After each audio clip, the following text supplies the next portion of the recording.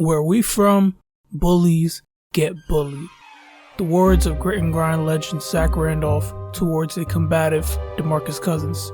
Two animals of a dying breed. The bullies and the bullies of those bullies were a fundamental archetype of the NBA's hierarchy. At various points in the league's history, they dominated the landscape, embedding that attitude as a precursor to greatness. It was a tough guys league. If you desired playing time, success, respect, you had to flash your fangs and command it. Isaiah Thomas, a man standing barely 6 feet tall and weighing $180, led a crew of Rough Riders with the beat from his lion heart. Kobe Bean Bryant's pulse reverberated so loud his mentality has exceeded his Hall of Fame career, and the Black Mamba was born through imitation, which came from a necessity to reach the Ghost in Chicago, and the Ghost would never accept weakness. Kevin Garnett made his own teammate cry. These men were cut from a different cloth. We've all heard the rhetoric that the game has gone soft. Plenty of it is bullshit spouted by the older generation, drowning in their own nostalgia. But sometimes their claims are justified. In 2017, Hillcrest Prep senior DeAndre Ayton was running amok. His polished face-up game, along with his quick feet, were remarkable given his size and age. The big man was on a path of demolition out in the desert, and his efforts rocketed his rankings to the top of his class behind two future pros, Michael Porter Jr. and the #1 overall recruit in the country, who was also his teammate at Hillcrest, Marvin Bagley III. The University of Arizona was fortunate to land this monster straight from their own backyard. Ayton became the highest rated big man commit in the history of the program. The local kid exceeded expectations as a freshman. Across 35 games, the Wildcat averaged 20 points per game, 11.5 rebounds per game, and 2 blocks per game on a ridiculous 65% true shooting. Arizona claimed the Pac-12 title while their All-American center took home Conference Player of the Year honors, a prestigious accomplishment previously earned by the likes of James Harden and Kevin Love. Ayton's success at Arizona at age 20 had NBA teams salivating over his boundless potential. At 7 foot true with a 7'5" wingspan, he drew comparisons to Joel Embiid and David Robinson, two MVP Hall of Fame centers. That's a hell of a comp, but it was completely warranted given DA's brilliance in college. A big man who can bring the ball up the floor, knock down a midi, incorporate explosive footwork, and assert his will on offense and defense with his big body frame would be a surefire cornerstone for any team lucky enough to acquire him. And the 2018 NBA draft was loaded with franchise-altering talents. Bagley, his former teammate, wrapped up his freshman year at Duke, putting up 21 points and 11 rebounds a night.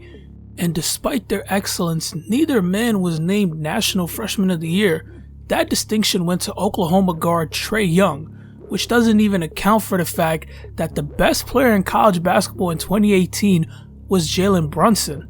Oh, and there was some European guy from Real Madrid, Luka de something, and a Canadian with a long-ass name out of Kentucky.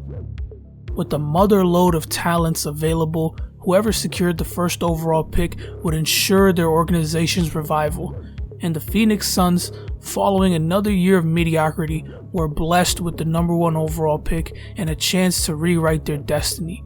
With a promising core structured around scoring maestro Devin Booker, the choice was obvious.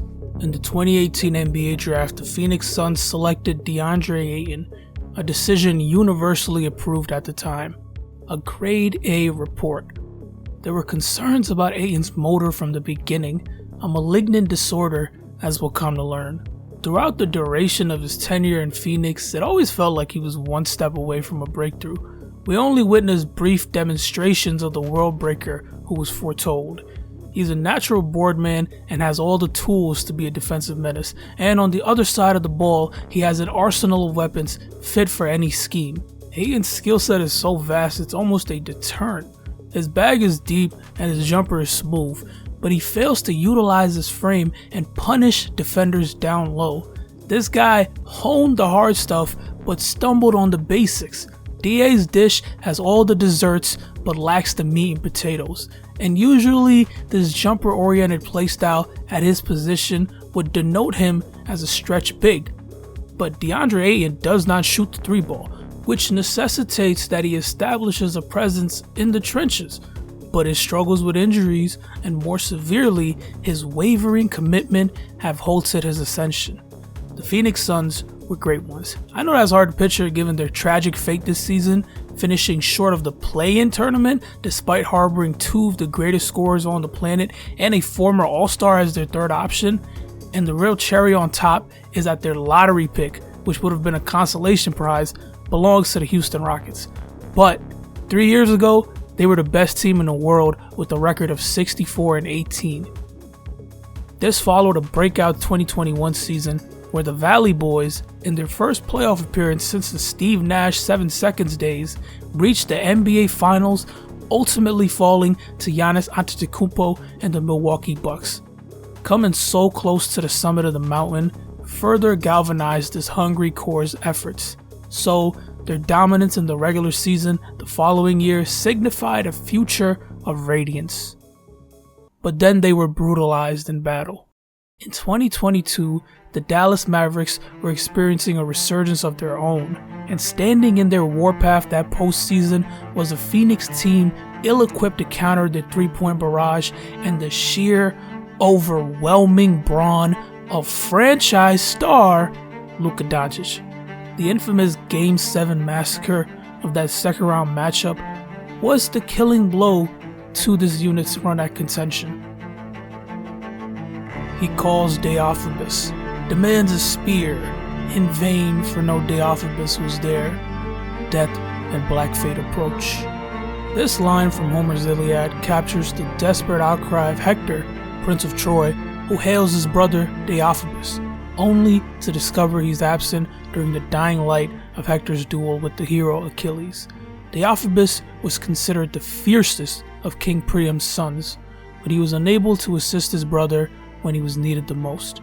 The Suns' finals loss and their subsequent ass-whooping at the hands of Luka Doncic unleashed an avalanche of blame and condemnation towards DeAndre Ayton from all fronts. A flawless 7-footer whose ceiling reached the galaxies was weakened only at the mind. DA, for all his prodigious gifts, failed his brothers in their hour of need, and that resentment was permanent. Devin Booker and Chris Paul dealt with a portion of the flack, but the bulk of the criticism befell Ayton, who was the number 1 overall pick, who was chosen above Luka Doncic, Trae Young, Shai Gilgeous-Alexander, etc., who was meant to be Book's running mate in the Valley, yet he played with no ferocity, averaged pedestrian point totals, displayed no heart on the defensive end, and lacked any accountability for his faults. Ayton broke under pressure. His obsession with his jumper and his resistance to shot attempts came off as cowardice. There was a boiling animosity between Coach Williams and Ayton. The team was in a state of limbo on whether Williams was restricting touches from Ayton, which was limiting his growth, or if Ayton's limited growth forced Williams to restrict his touches, and his teammates certainly weren't fans of his disassociation. The Suns' team dynamic had grown irrevocably venomous, so Ayton was appropriately traded to Portland. The injury bug has attached itself to Ayton in his first 2 seasons as a Blazer, but he's young and he's playing on a rebuilding team, which opens up avenues for future success.